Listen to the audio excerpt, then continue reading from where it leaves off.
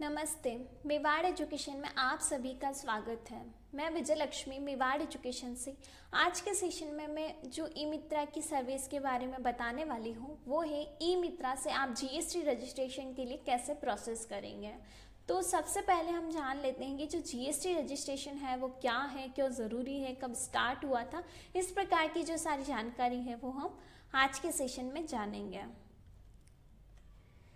GST goods and services tax. GST को भारत सरकार 2017 में लेकर आई थी। जीएसटी एक ऐसा टैक्स है जो भारत में प्रोडक्ट और सर्विस की सप्लाई पर लगता है। जीएसटी एक इनडायरेक्ट टैक्स है। भारत में जीएसटी की रजिस्ट्रेशन लिमिट पहले 20 लाख रुपए थी, अब इसको बढ़ाकर 40 लाख रुपए कर दिया गया है। अब 40 लाख रुपए से ज़्यादा के कारोबार वाले सभी व्यवसायों को जीएसटी रजिस्ट्रेशन कराना ज़रूरी है। ज़्यादातर राज्यों में 20 लाख रुपए से ज़्यादा के रेवेन्यू वाले रेस्तरां को जीएसटी के लिए रजिस्ट्रेशन करना होता है। वहीं स्पेशल कैटेगरी के राज्य में रेस्तरां का एनुअल टोटल रेवेन्यू 10 लाख रुपए से ज़्यादा है, तब जीएसटी के लिए रजिस्ट्रेशन कराना होगा। इसी तरह ये सभी मैन्युफैक्चरर, व्यापारियों और सर्विस प्रोवाइडर पर लागू होता है। जीएसटी तब लागू होता है जब किसी बिजनेस का टोटल कारोबार की लिमिट तय लिमिट से ज़्यादा हो जाती है। किसी भी बिजनेस के लिए जीएसटी रजिस्ट्रेशन कराना ज़रूरी है। कोई भी बिजनेस ऑर्गेनाइजेशन जीएसटी के तहत रजिस्ट्रेशन किए बिना बिजनेस नहीं कर सकता है। इसके बाद हम देख लेते हैं कि जो जीएसटी रजिस्ट्रेशन है वो कितने तरह के होते हैं। जीएसटी रजिस्ट्रेशन कई तरह के होते हैं। पहला नॉर्मल टैक्स पेयर है जो जीएसटी रजिस्ट्रेशन की स्पेशल कैटेगरी में आता है। ये भारत में बिजनेस करने वाले टैक्स पेयर पर लागू होता है। दूसरी कैटेगरी में कंपोजिशन टैक्स पेयर आते हैं। कंपोजिशन टैक्स पेयर के रूप में रजिस्ट्रेशन करने के लिए आपको जीएसटी कंपोजिशन स्कीम के तहत रजिस्ट्रेशन करना चाहिए। इसके साथ ही कैजुअल टैक्सेबल पर्सन और रेजिडेंट टैक्सेबल पर्सन की कैटेगरी भी होती है। तो इस तरह से ये जीएसटी रजिस्ट्रेशन के जो टाइप्स है वो मैंने बताए थे। उसके बाद आप जीएसटी रजिस्ट्रेशन जब आप करते हैं तो उसके लिए जो आवश्यक दस्तावेज हैं वो कौन कौन से हैं। सबसे पहले Aadhaar card, PAN card, passport size photo के साथ ऑनर और प्रमोटरों के एड्रेस और आईडी प्रूफ। उसके बाद बैंक डिटेल्स में आप पासबुक या कैंसिल चेक दोनों कुछ भी ऐड कर सकते हैं। उसके बाद जो व्यवसाय है उसका सपोर्टिंग एड्रेस और रजिस्ट्रेशन सर्टिफिकेट और ऑथराइजेशन का ऑथराइज सिग्नेटरी लेटर होना ज़रूरी है।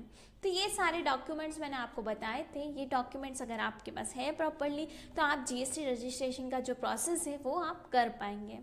तो जीएसटी रजिस्ट्रेशन करने के लिए आप सबसे पहले अपना जो ई मित्रा है वो ओपन करेंगे। उसके बाद आप यहाँ से प्रोसेस कर पाएंगे। जीएसटी रजिस्ट्रेशन के लिए आप सबसे पहले यूटिलिटी टाइप सर्विस पर क्लिक करेंगे। आप यहाँ पे text to win GST registration जब टाइप करेंगे तो आप यहाँ से प्रोसेस कर पाएंगे। उसके बाद आप थर्ड पार्टी पोर्टल के लिए ओके करेंगे। देन आपके पास यहाँ पे एक एप्लीकेशन ओपन होगा जीएसटी रजिस्ट्रेशन के लिए। जीएसटी रजिस्ट्रेशन का जो डैशबोर्ड है वो आपको इस तरह से ओपन होगा। यहाँ पे आपको सबसे पहले जो एप्लीकेशन है वो फिल करनी है। सबसे पहले एप्लीकेंट की आपको यहाँ पे बेसिक डिटेल्स जो है वो ऐड करनी है। सबसे पहले आप एप्लीकेंट का नेम लगाएंगे, उनके फादर नेम लगाएंगे। उसके बाद जो पैन कार्ड नंबर है, डेट ऑफ बर्थ है, Aadhaar card number, mobile number, mail ID और एप्लीकेंट रेजिडेंशियल एड्रेस, इस पर आधार कार्ड जो उनके आधार कार्ड में उनके निवास का पता है वो आप एज इट इज़ यहाँ पे ऐड करेंगे। उसके बाद आप यहाँ पे डॉक्यूमेंट सेक्शन में आएंगे। डॉक्यूमेंट सेक्शन में आपको एक पासपोर्ट साइज फ़ोटो ऐड करना है, पैन कार्ड ऐड करना है, आधार कार्ड ऐड करना है और जो बैंक डिटेल्स है वो आपको यहाँ पे ऐड करनी है। तो इस तरह से आप यहाँ पे ये प्रॉपरली एप्लीकेशन पूरा फिल करेंगे। उसके बाद आप आगे बिजनेस डिटेल्स में बिजनेस का जो नाम है, बिजनेस की जो कमेंसमेंट डेट है, जो स्टार्टिंग डेट है, उसके बाद बिजनेस का एड्रेस ऐड करना है। Nature of business activities to carried में क्या जो बिजनेस है किस टाइप का है वो आप यहाँ पे ऐड करेंगे। उसके बाद जो टाइप ऑफ बिजनेस प्रॉपर्टी है वो शेयर्ड है, रेंटेड, लीज्ड, ऑन, जिस तरह से है वो आप यहाँ पे अकॉर्डिंग टू ऐड करेंगे। एंड उसके बाद आप पूरा लास्ट में एप्लीकेशन फिल करने के बाद रीचेक करेंगे प्रॉपरली। उसके बाद आप यहाँ से final I accept all terms and conditions पर क्लिक करेंगे। देन आप यहाँ से सबमिट करेंगे। जैसे ही सबमिट करेंगे जो फीस अमाउंट है वो डिडक्ट होगा और आपको एक रिसिप्ट प्राप्त होगी। रिसिप्ट प्राप्त होने के बाद आपका जो जीएसटी रजिस्ट्रेशन का प्रोसेस है वो कंप्लीट होगा। तो ये सारा प्रोसेस मैंने आपको यहाँ पीपीटी में भी शो किया गया है, जैसा कि आपको स्क्रीन पर शो हो रहा है।